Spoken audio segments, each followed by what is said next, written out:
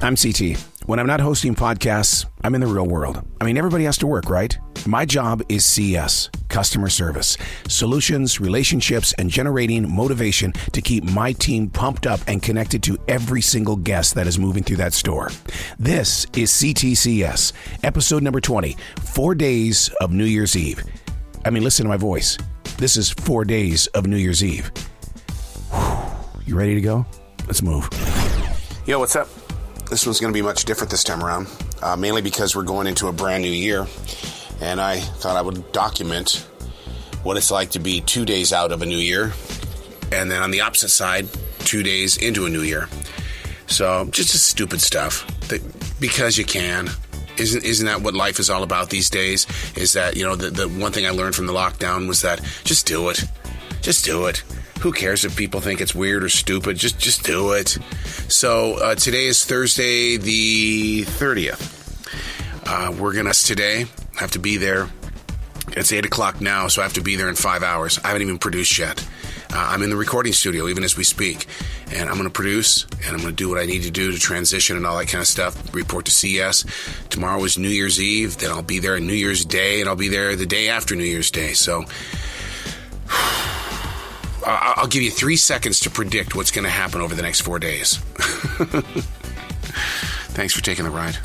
Wow, I didn't expect that at all. You get to the store, man, you're ready to go. You know it's going to be a busy 4 days, but this Omicron, 7 people out. There's only 2 people on the registers, and it's senior day, and I mean, it's like there are lines, huge lines of people. Whew, this is going to be a busy day. You know, I guess this is really going to be a COVID season again. I had heard the stories of North Carolina having 18,000 reported cases today, and then but I never made the connection of that it was going to also affect work. I come here to serve people, and in serving people, you got to have people to be with you on your team, and you know it's heartening because it's why is this happening, and why does it continue to happen? And I'm praying for our hard-working team. I'm praying for our guests that are coming here. And it's because, 18,000 new reported cases today, and they say that the numbers are going to get worse. And so you got to think about that in CS. And we have got to practice masks all the time, and we've got to be 6 feet apart from each other. And God forbid, people, when people want to stand next to me when I'm at the cash register, it just scares the crap out of me. Collard greens and black-eyed peas. That's what everybody's getting. Collard greens and black-eyed peas. Is it a Southern thing? Is it a tradition? I keep asking, but nobody says, the reason why it's a tradition or why they do it. But I'm telling you, there's going to be a lot of smelly homes on Saturday morning. There's a lot of black-eyed peas going on. I've never seen every manager on the registers. Not bagging. Not sitting there making sure that everybody is checking in and checking out. They're on the register. They're checking people out in the way of like checking people out. And every single manager, that's how short we are. And the people just keep coming.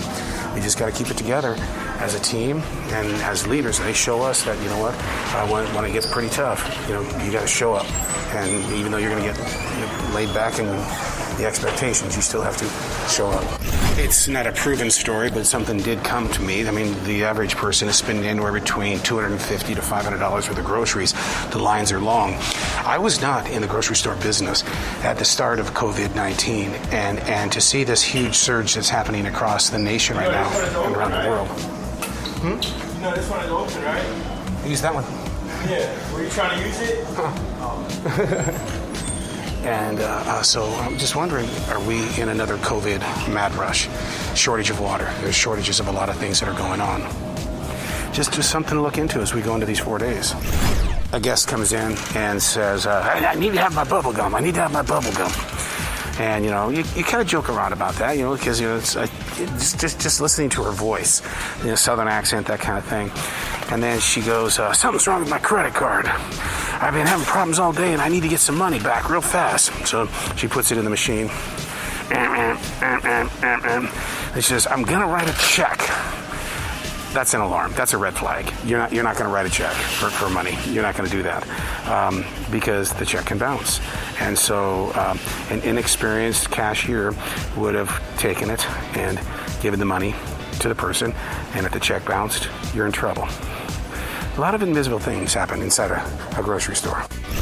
Sitting inside the studio New Year's Eve day and frantically trying to get done with what I need to get done here with the podcast and stuff like that to get everything all posted up. And the little voice in my head says, call the store, and do something that nobody else is going to do.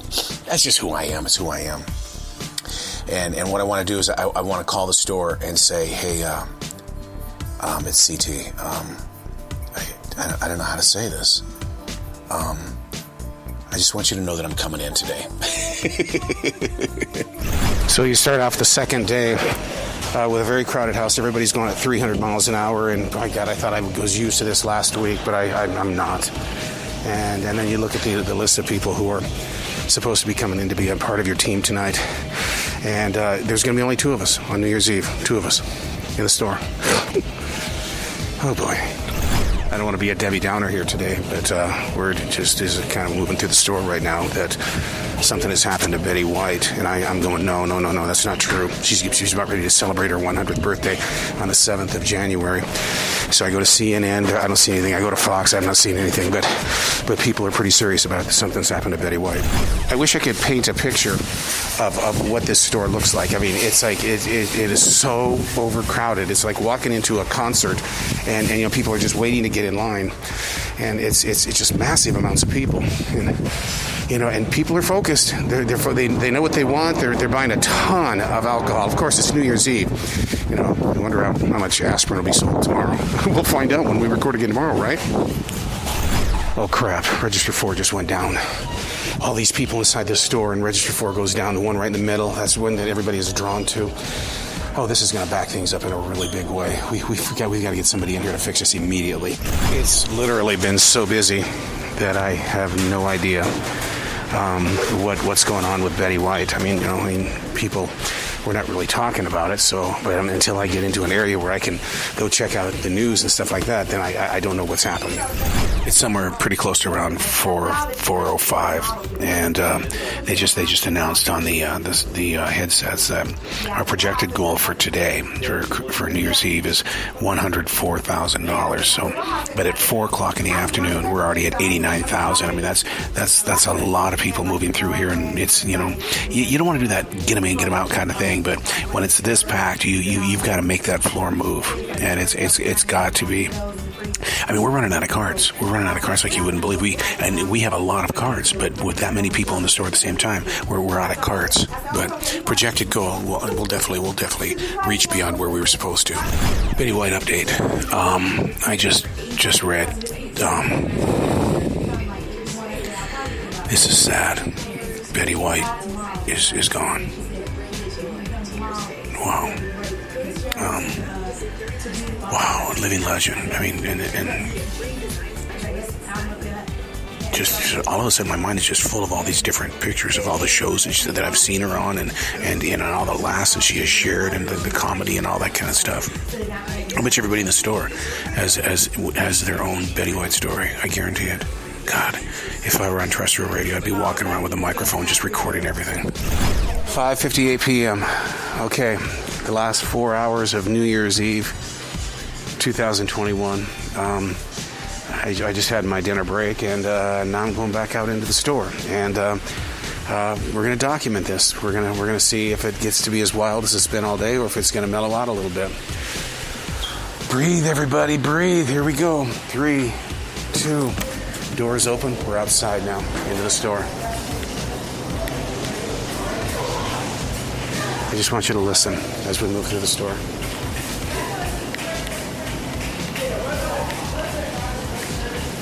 It seems to be kind of calm right now, but, you know, calm before the storm, right?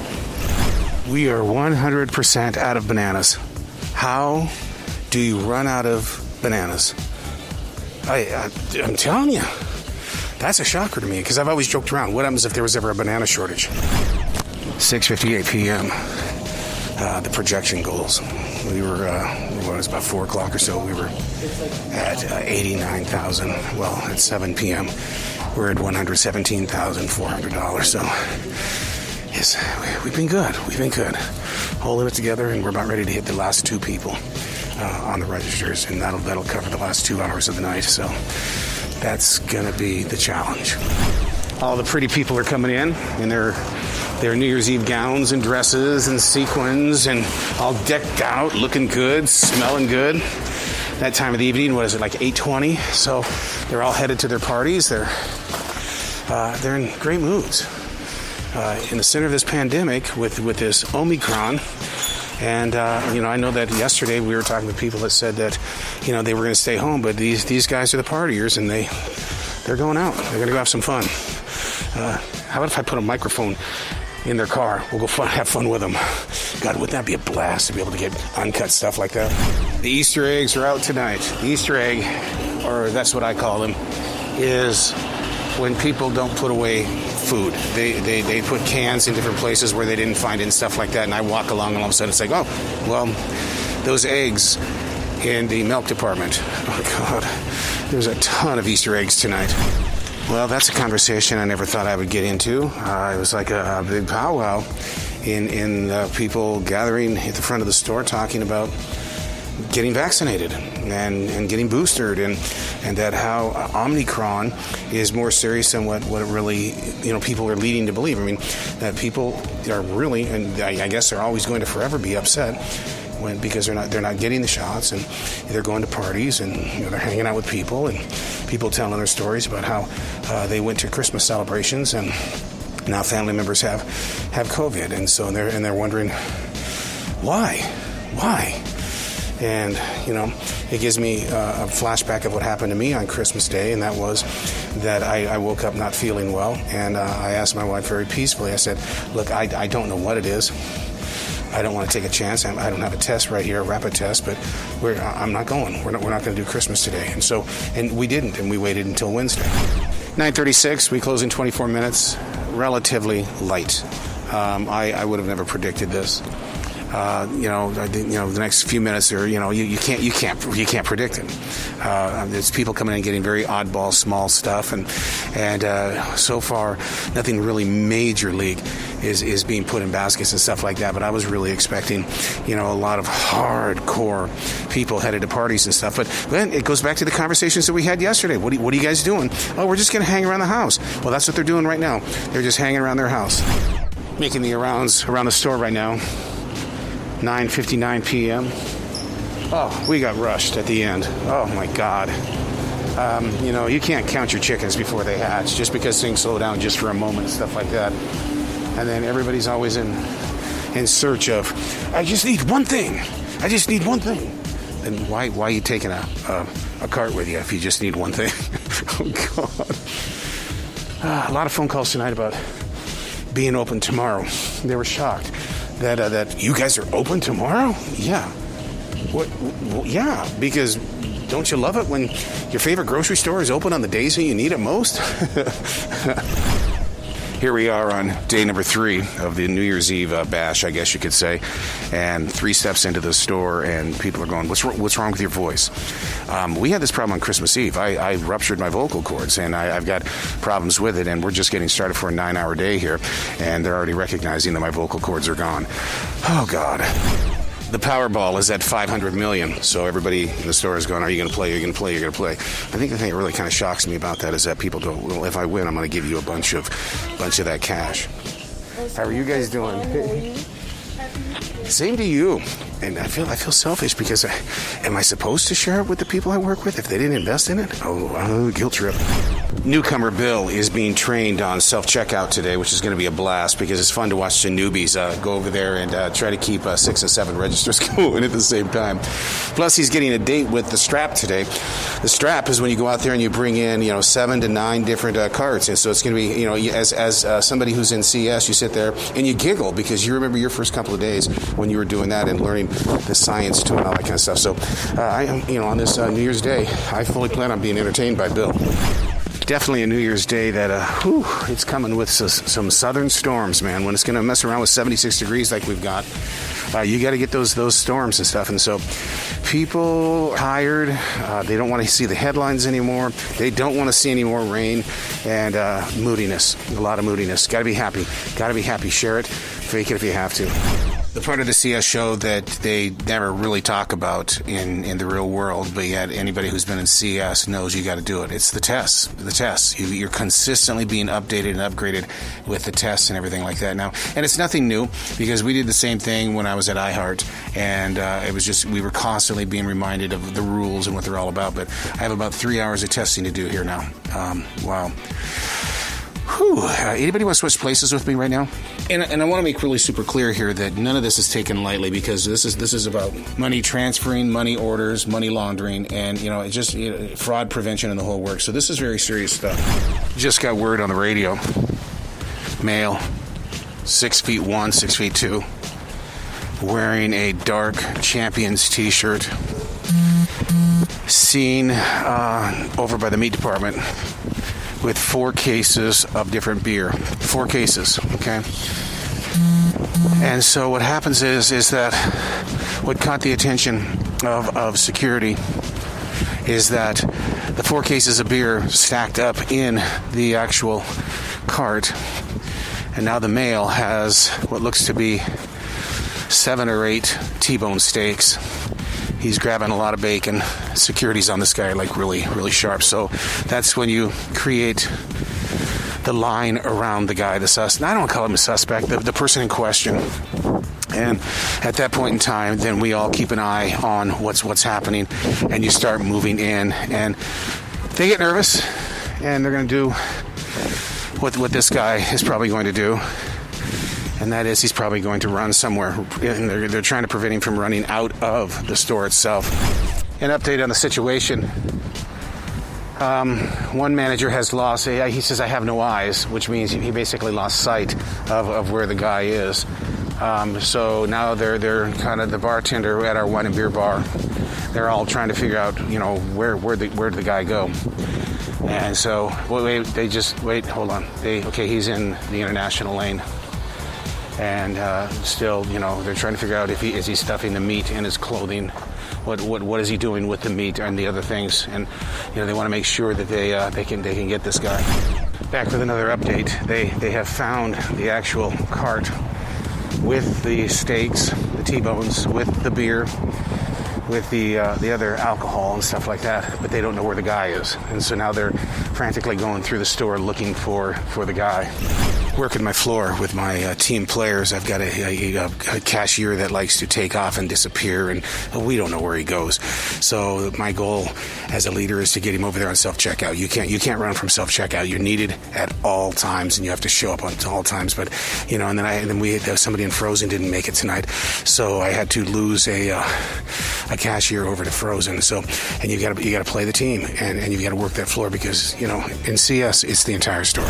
All right, so 3 minutes before closing time, a gentleman walks in, and I mentioned to him, sir, we've got 3 minutes to go to shop, and then because we're closing 3 minutes, and he looks at me, he's very calm, super calm, and gets 3 6-packs of soda, walks up to lane number 1 with Bill, remember our trainee Bill today, and gives him a $100 bill. 3 minutes before closing time, gives him a $100 bill. He's got 3 6-packs of Coke.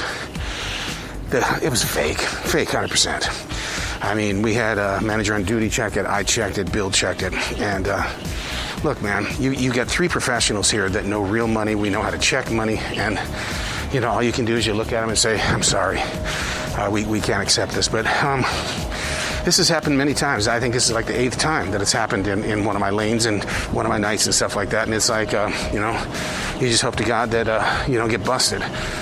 Busted taking a bad $100 bill. And 20s are just as bad. So, but that's how we wrapped up night number 3. I'll see you tomorrow.